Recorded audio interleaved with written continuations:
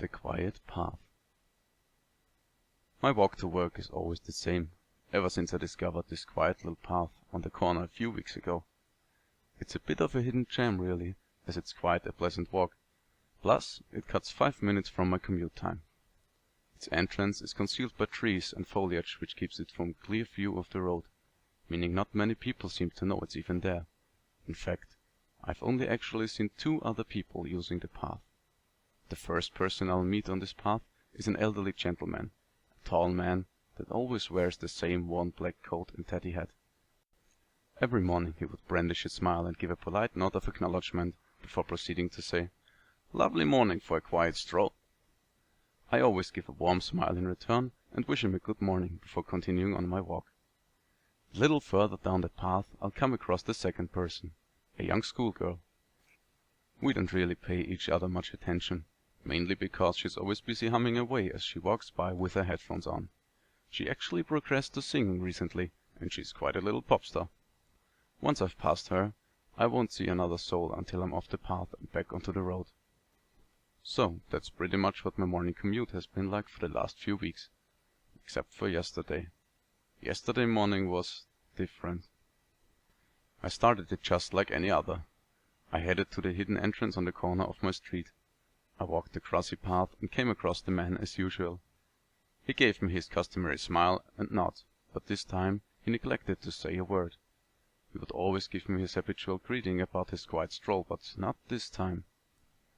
Next up, I was expecting to encounter the young girl on her way to school like always. However, as I reached the spot where we would normally cross paths, she was nowhere to be seen, no singing to be heard.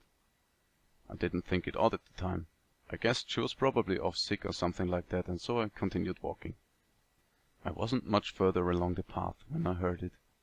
At first I thought it was the wind, so I thought little of it until I heard the sound for a second time. I stopped dead in my tracks and listened carefully.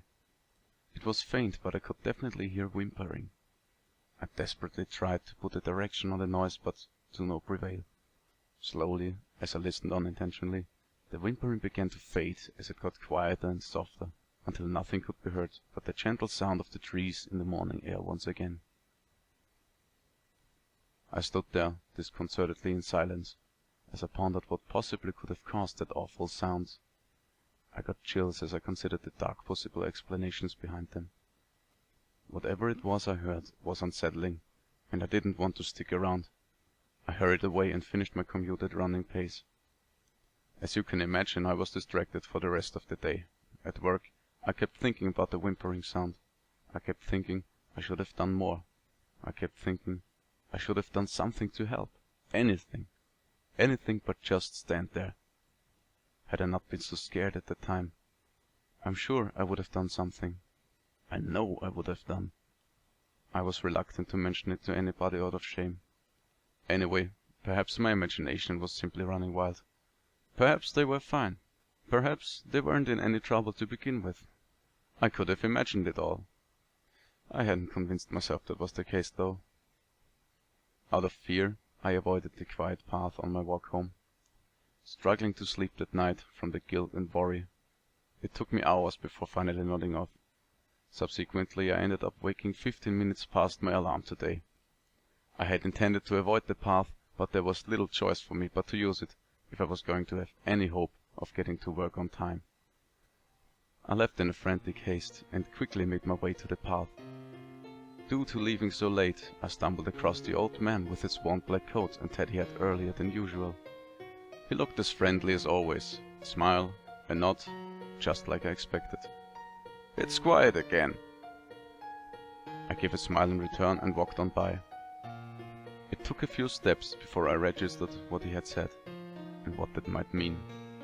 It hadn't clicked initially, but now I felt real dread in the pit of my stomach. I slowed down and gradually came to a standstill. What did he mean by that? There was silence. The man's footsteps had also stopped. Slowly I turned my head. He was facing right at me, just stood there. However, now he looked different. His eyes were fixated on me, a wicked smile grew wide across his face. Something about him had changed. He raised a hand and slowly stretched out his long, bony index finger, inching it to his lips.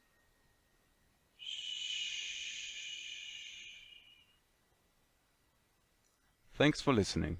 Don't forget to like, comment and subscribe for more. If you want your story to be read, just send an email to actionalpacca@gmail.com. Info in the description below. Until next time, sleep tight and watch your back.